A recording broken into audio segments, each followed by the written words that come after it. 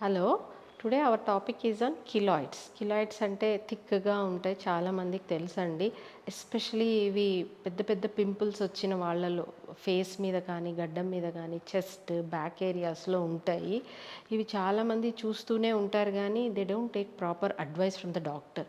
Initial స్టేజెస్లోనే వస్తే మనం చిన్న చిన్న ఇంజెక్షన్స్ కానీ లేజర్ ఫ్యూ సెషన్స్లో కానీ చేసి వీటిని తగ్గించడానికి ప్రయత్నించవచ్చు. కానీ లేట్ స్టేజెస్లో వస్తే మాత్రము ఎక్కువ సెషన్స్ చేయాల్సి ఉంటుంది.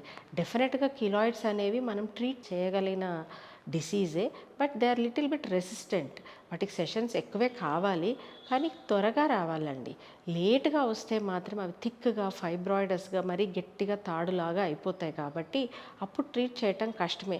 బట్ చేయకపోతే మాత్రం అవి ఎక్కువ అవుతాయి, అంటే మెల్లగా పొడవుగా పెరిగి థిక్గా అయిపోయి దురద రావడం. దురద వస్తూ ఉందంటే మాత్రము అవి ఖచ్చితంగా పెరుగుతాయి అనేది మనకు ఒక చిన్న సిగ్నల్. అలా దురద ఉన్నప్పుడు మాత్రం ఖచ్చితంగా డాక్టర్ని కలిసి ఏం చేస్తే బాగుంటుంది, అట్లీస్ట్ దురద రాకుండా పెరగకుండా ఉంటే ఎలా, దాన్ని ఎలా నివారించవచ్చు, ఇంకా పెరగకుండా ఏం చేయాలి అనేది మాత్రం అట్లీస్ట్ సజెషన్ అయినా తీసుకోండి. Thank you.